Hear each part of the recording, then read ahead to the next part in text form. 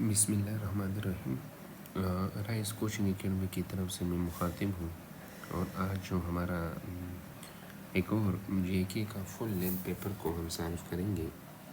सवाल number first है, arrange the following electromagnetic radiation per quantum in the order of increasing energy. यहाँ पर आपको बता रहा है कि इंक्रीजिंग ऑर्डर में उसकी एनर्जी को अरेंज कर ले। पर क्वांटम का मतलब है कि पर फोटान की एनर्जी इसकी ज़्यादा है। चूँकि इलेक्ट्रोमैग्नेटिक स्पेक्ट्रम में अगर हम देख लें तो जो यहाँ पर मैंने लिखा है radio, micro, infrared, visible, UV, X ray, gamma, तो इस ऑर्डर में, इस सीक्वेंस में हमारे साथ फ्रीक्वेंसी वो बढ़ रही है और वेवलेंथ हमारे साथ डिक्रीज़ हो रहा है। और हमें पता है कि प्लैंक क्वांटम थ्योरी के मुताबिक एनर्जी बराबर है HF के। ये जो HF रिप्रेजेंट करता है तो ये एक क्वांटम की एनर्जी को रिप्रेजेंट कर रहा है। तो यहाँ पर अगर देखा जाए तो सबसे ज़्यादा हमारे साथ एनर्जी एक्सरे के है। फिर विजिबल में अगर हम देख लें तो विजिबल में मज़ीद हमारे साथ ब्लू की एनर्जी ज़्यादा है एज़ कम्पेयर टू येलो। तो सबसे कम एनर्जी यहाँ पर जो गिवन है वो हमारे साथ रेडियो की होगी, फिर इसके बाद थोड़ी सी ज़्यादा येलो की, फिर उससे ज़्यादा ब्लू की, फिर इसके बाद एक्सरे की। तो रेडियो को D रिप्रेजेंट कर रहा है तो D, फिर येलो को B रिप्रेजेंट कर रहा है, फिर ब्लू को A रिप्रेजेंट कर रहा है और C एक्सरे। तो ये इसका करेक्ट ऑप्शन है, क्योंकि इस ऑर्डर में जब हम जाएंगे तो हमारे साथ एनर्जी ये इंक्रीज़ होती है।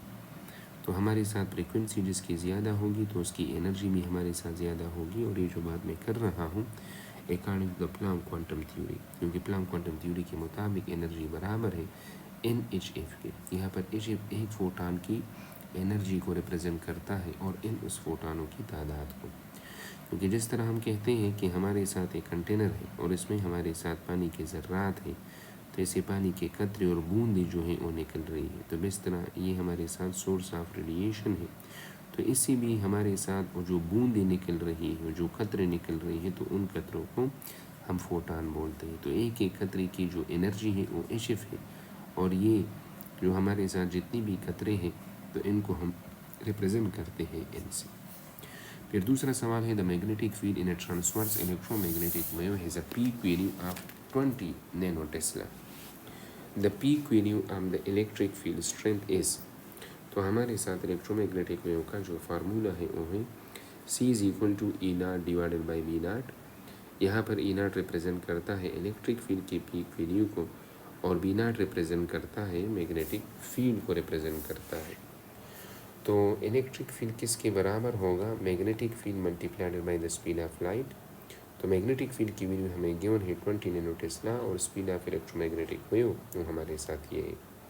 तो 20 इंटू 3 ये हमारे साथ 60 होगा और 10 पावर -9 है और 10 पावर 8 है तो 10 पावर -1 और यहाँ से ये सिफर और 10 पावर -1 के साथ कैंसिल होगा तो हमारे साथ 6 वोल्ट पर मीटर। क्योंकि इलेक्ट्रिक फील्ड का जो यूनिट है तो वो हमारे साथ क्या है? वो हमारे साथ न्यूटन पर कूलम भी है और इसका जो यूनिट है वो हमारे साथ वोल्ट पर मीटर भी है और इसका जो यूनिट है वो जॉउल कूलम -1 मीटर -1 भी है। फिर नेक्स्ट सवाल हमारे साथ है, जो नेक्स्ट क्वेश्चन है, if the positron is form then what change occur in its parent nucleus. अगर हमारे साथ पॉजिट्रॉन बनता है तो पेरेंट न्यूक्लियस में हमारे साथ क्या चेंज आएगा? तो असल में अगर देखा जाए यहाँ पर मैंने जो सोल्यूशन दिखाया है तो एक हमारे साथ अल्फ़ा डीके है, एक हमारे साथ पॉजिटिव बीटा, एक हमारे साथ नेगेटिव बीटा, एक हमारे साथ है इलेक्ट्रॉन कैप्चर और एक हमारे साथ है गामा। चूँकि अल्फ़ा डीके में मास नंबर डिक्रीज़ होता है बाई 4, बीटा डीके में मास नंबर सेम होता है, चाहे बीटा पॉजिटिव हो चाहे बीटा नेगेटिव हो, चाहे हमारे साथ इलेक्ट्रॉन कैप्चर हो। गामा में भी हमारे साथ मास नंबर चेंज नहीं होता। एटॉमिक नंबर अल्फ़ा डीके में डिक्रीज़ होता है बाई 2 क्योंकि 2 प्रोटॉन निकलते हैं और बीटा पॉजिटिव का मतलब ये है कि उसमें हमारे साथ प्रोटॉन न्यूक्लियस के अंदर डीके होता है। तो जब प्रोटॉन डीके होगा तो प्रोटॉन न्यूट्रॉन में चेंज होगा तो एटॉमिक नंबर डिक्रीज़ होगा बाई 1। बीटा नेगेटिव में भी हमारे साथ न्यूट्रॉन डीके होता है, न्यूट्रॉन चेंज होता है इनटू द प्रोटॉन, तो दैट इज़ वाई हमारे साथ atomic number will increase by 1। और इलेक्ट्रॉन कैप्चर वो है कि जिसमें न्यूक्लियस क्या करता है, के शेल का इलेक्ट्रॉन कैप्चर कर लेता है, जिसकी वजह से इलेक्ट्रॉन प्रोटॉन के साथ मिलकर एटॉमिक नंबर डिक्रीज होगा में, और गामा में हमारे साथ एटॉमिक नंबर में कोई चेंज नहीं आता। थोड़ा सा छोटा सा एक मैकेनिज्म भी सुनिए। क्योंकि न्यूक्लियस अल्फा एमिशन का मतलब ये है कि न्यूक्लियस अल्फा को एमिट करता है, और अल्फा को एमिट करने का मतलब ये है कि न्यूक्लियस हीलियम को एमिट करता है।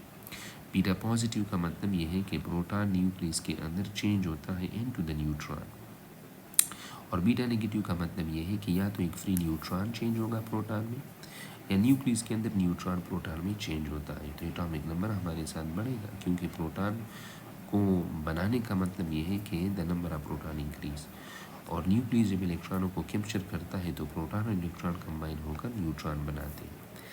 गामा के बारे में ख्याल ये है कि एक्साइटेड न्यूक्लियस गामा को जब इमिट करता है तो न्यूक्लियस हमारे साथ डी एक्साइट होता है, और किसी किस्म का चेंज एटॉमिक नंबर में, मास नंबर में नहीं आता है। सवाल नंबर 4 ये है, the force responsible for the vibratory motion of simple pendulum at the extreme position O M G है, एम जी साइन थीटा है, एम जी कास थीटा है, ननाम दबाव। चूँकि बात नोट करिए, वाइब्रेटरी मोशन के लिए ज़रूरी चीज़ क्या है, रिस्टोरिंग फोर्स। रिस्टोरिंग फोर्स के बगैर वाइब्रेटरी मोशन होना ये नामुमकिन है, क्योंकि रिस्टोरिंग फोर्स ही उस बॉडी को दोबारा अपनी मीन पोजीशन पर ले आती है। लेकिन रिस्टोरिंग फोर्स से रिलेटेड चंद बातें याद रखना ज़रूरी है। रिस्टोरिंग फोर्स ये एक पोजीशन डिपेंडेंट फोर्स है, क्योंकि हर एक पोजीशन पर इसकी वैल्यू चेंज होती है। रिस्टोरिंग फोर्स ये एक यूनिफॉर्म फोर्स नहीं होता, बल्कि ये हमारे साथ एक वेरिएबल फोर्स होता है। हर एक पॉइंट पर इसकी मैग्नीट्यूड वो चेंज होती है, और इसका डायरेक्शन हमेशा के लिए टुवर्ड द मीन पोजीशन होता है। चाहे बॉडी मीन के एक साइड पर है या मीन पोजीशन की दूसरी साइड पर है, इसका डायरेक्शन हमेशा के लिए toward the mean position. That is why इसके लिए हम लफ्ज़ इस्तेमाल करते हैं कि it is a central force. और ये रिस्टोरिंग फोर्स किस वजह से होता है? ऐसा भी हो सकता है कि वेट का एक कंपोनेंट और रिस्टोरिंग फोर्स का रोल प्ले कर ले, और मास अटैच्ड टू स्प्रिंग में वहाँ पर हमारे साथ इलास्टिसिटी होती है, जिसकी वजह से वो बॉडी अपनी मीन पोजीशन को गेन करता है। बाज़ औक़ात इस तरह का सवाल भी आता है कि उसमें बताया जाए कि रिस्टोरिंग फोर्स की वजह से वर्क होता है या नहीं। तो ये डिपेंड करता है सिचुएशन पर, may be positive may be negative. इस तरह आप यहाँ पर देख सकते हैं कि सिंपल पेंडुलम एक्सट्रीम पोजीशन पर है, तो वेट को मैंने रिजॉल्व किया है दो कंपोनेंट में, एम जी साइन थीटा और रिस्टोरिंग फोर्स का रोल प्ले करता है। और आप देख सकते हैं कि जब हमारे साथ एक बॉडी मीन से एक्सट्रीम की तरफ जाती है, तो आप देख सकते हैं कि हमारे साथ माप जो मीन से एक्सट्रीम की तरफ जाता है, तो वेलोसिटी का डायरेक्शन और फोर्स का डायरेक्शन वो सेम नहीं है, बल्कि अपोजिट है। तो यहाँ पर हमारे साथ वर्क नेगेटिव है। और जब बॉडी एक्सट्रीम से मीन की तरफ जाती है, तो फिर वेलोसिटी और फोर्स दोनों का डायरेक्शन सेम है, तो फिर यहाँ पर हमारे साथ जो वर्क डन होता है, the work done it is positive. तो करेक्ट ऑप्शन है रिस्टोरिंग फोर्स। इसका जो करेक्ट ऑप्शन है, तो करेक्ट ऑप्शन ये है कि रिस्टोरिंग फोर्स हमारे साथ बराबर है एम जी साइन थीटा की। नेक्स्ट जो हमारे साथ क्वेश्चन है, उसमें ये बताया गया है कि एक फिगर है which show a small wheel fixed coaxially on a bigger wheel of double the radius. The system rotate about the common axis. The strings supporting A and B do not slip on the wheel. If X and Y be the distance traveled by A and B in the same time interval, then X is equal to 2Y, X is equal to Y, Y is equal to 2X, none of the above। यहाँ पर आपको दो wheel दिखाए हैं। एक छोटा wheel है जिसके साथ A अटैच है, और हमारे साथ एक बड़ा व्हील है जिसके साथ B अटैच है। और इस छोटी व्हील का जो रेडियस है R है, बड़े का रेडियस 2R है। और आपको ये बता रहा है कि यहाँ पर जो A ये जो रूट डिस्टेंस ट्रेवल करती है, तो हमारे साथ X है, और Y जो ट्रेवल करती है वो Y है। और दोनों हमारे साथ क्या है, they are mounted on the same axle. Coaxial का मतलब ये है कि हमारे साथ एक ही एक्सल के ऊपर ये दोनों व्हील और फिक्स है। जब दोनों व्हील एक ही एक्सल के ऊपर फिक्स है, तो एक बात हम जानते हैं कि इन दोनों का एंगुलर स्पीड ये सेम होगा। तो चूँकि हमें ये पता है लीनियर वेलोसिटी और एंगुलर वेलोसिटी का आपस में एक रिलेशन है, v is equal to R omega. ये मैंने मैग्नीट्यूड फॉर्म में लिखा है। इस वेक्टर फॉर्म में जब इसको लिखा जाता है, तो इसको कुछ इस तरह लिखा जाता है, v is equal to this is omega cross R. तो अब हमारे साथ चूँकि वेलोसिटी किसके बराबर है, मैग्नीट्यूड फॉर्म मैंने लिखा है, तो बराबर है डिस्टेंस पर यूनिट टाइम, और एक का रेडियस आर है ओमेगा, तो डब्ल्यू ओमेगा वही होगा, क्योंकि दोनों का ओमेगा वो सेम है, एंगुलर स्पीड सेम है।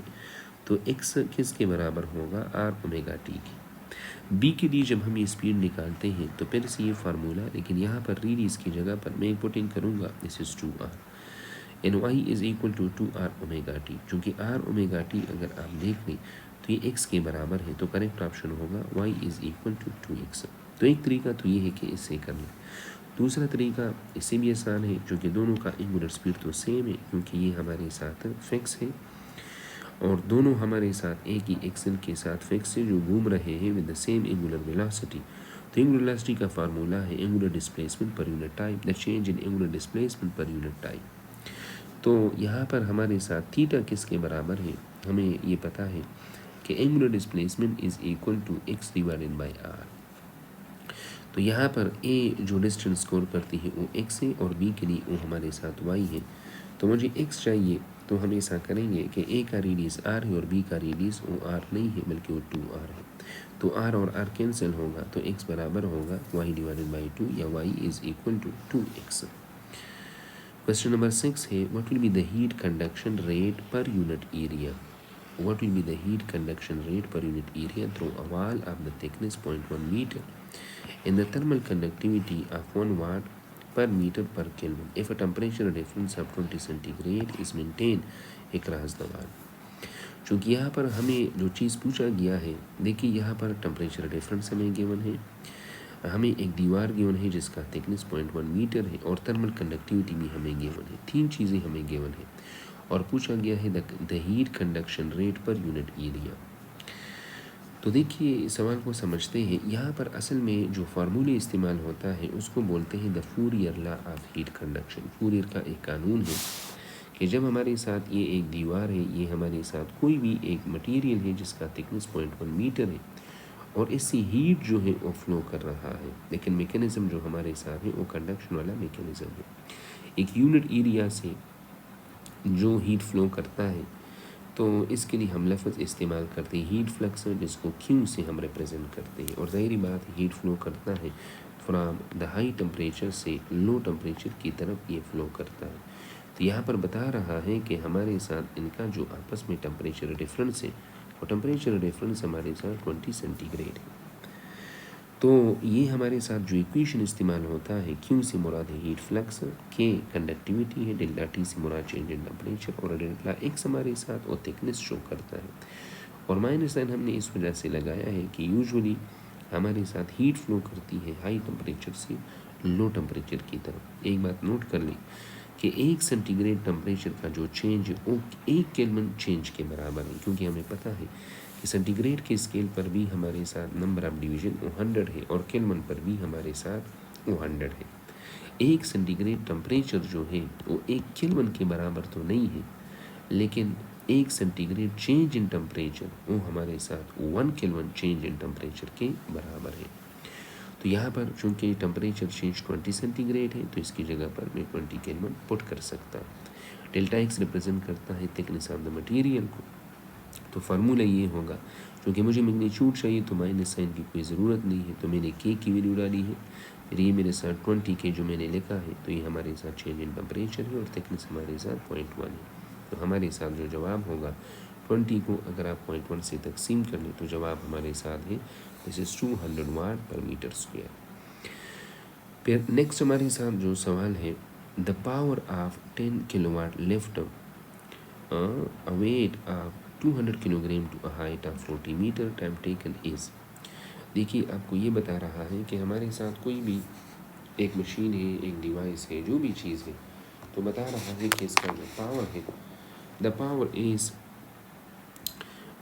20 किलोवाट पावर है और जो मास इसके साथ अटैच है वो 200 किलोग्राम है।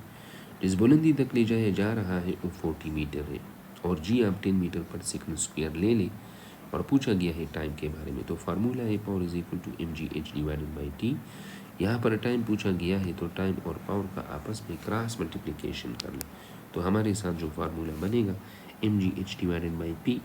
मास की वैल्यू डाल दी 200, जी की वैल्यू दिस इज 10 और हाइट हमारे साथ 40 है, पावर कितना है 10 किलोवाट। तो ये जो नीचे हमारे साथ 4 सिफर है ये ऊपर 4 सिफर के साथ कैंसिल होंगे और हमारे साथ 4 मल्टीप्लाइड बाई 2। तो टाइम हमारे साथ कितना रहेगा, दिस इज़ 8 सेकंड। फिर नेक्स्ट सवाल है अ हीटर हैज़ रेजिस्टेंस ऑफ 10 ओम। एक हीटर है जिसका रेजिस्टेंस हमें पता है कि उसका रेजिस्टेंस हमारे साथ 10 ओम है, और करंट गिवन है कि करंट हमारे साथ है this is 10 ampere. 10 ampere current इससे पास हो रहा है। तो फिर बताइए कि हीटर का पावर क्या होगा। चूँकि पावर के लिए हम ये 3 फार्मूला यूजुअली इस्तेमाल करते हैं, आई वी है, वी स्क्वायर बाई आर है, आई स्क्वायर आर है। और यहाँ पर अगर देखा जाए तो चूँकि करंट मुझे गिवन है 10 है, रेजिस्टेंस मुझे गिवन है, तो डायरेक्ट हमारे साथ जवाब होगा दिस इज़ 1 किलोवाट, 1000 वाट। इसे रिलेटेड चंद पॉइंट और भी नोट कर ली। बाज़ औक़ात आपको इस तरह के सवाल भी दी जा सकते हैं कि आपको बताया जाए कि 2 रजिस्टर सीरीज़ में है। हमारे प्रीवियस जीके में एक सवाल ऐसा है, टोटल हमारे साथ ही एनर्जी डिसिपेट करते हैं या टोटल पावर डिसिपेट करते हैं 10 वाट। 10 जूल है तो पर सेकंड में अगर देखा जाए तो दिस इज़ 10 वाट। और यही 2 रजिस्टर उसी वोल्टेज सोर्स के साथ पैरेलल में कनेक्ट करते हैं, तो फिर टोटल पावर कितना डिसिपेट करेंगे। इसका जो शॉर्टकट है वो ये है, power dissipated in parallel is in square into power in series. यहाँ पर इन रिप्रेजेंट करता है नंबर ऑफ रजिस्टर को, पैरेलल में फिर हमारे साथ in square into P series, तो यहाँ पर 10 वाट है और तादाद 2 है तो 40 डिसिपेट होगी। और आसान तरीका ये है कि चूँकि दोनों में हमारे साथ वोल्टेज सेम है, यहाँ पर भी टोटल वोल्टेज वी है, यहाँ पर भी टोटल वोल्टेज वी, तो सीरीज़ में फार्मूला क्या होगा, वी स्क्वायर बाई 2R। मैंने 2R से इस वजह से तकसीम कर लिया कि इसका जो R इक्विवेलेंट है वो 2R के बराबर है। और पैरेलल में मैंने क्या किया, वो R/2 से तकसीम किया, क्योंकि जब पैरेलल में हमारे साथ रेजिस्टर बराबर हो तो शॉर्टकट फार्मूला लगता है R equivalent is equal to R/N। एक रजिस्टर आप लिखेंगे और तादाद से तकसीम करेंगे, तो तादाद 2 है तो R/2, ये 2 ऊपर जाएगा तो 2V स्क्वायर बाई R। और मैं ऐसा भी लिख सकता हूँ कि 2 से डिवाइड करें तो V square by R will be parallel power divided by 2। तो V स्क्वायर बाई R की ये वैल्यू जो है वो आप इधर डाल दें, किस में डाल दें, ये सीरीज़ वाले में। तो ये 1/2 अपनी जगह पर और वी स्क्वायर बाई आर की जगह पर हाफ ऑफ द पैरेलल, तो 1/2 और ये 1/2, ये दोनों मल्टीप्लाई होकर 1/4, और ये 1/4 जब उधर जाएगा तो ये हमारे साथ 2 स्क्वायर। तो यहाँ से शॉर्टकट फार्मूला बनता है कि power in parallel is equal to power n square into power in series.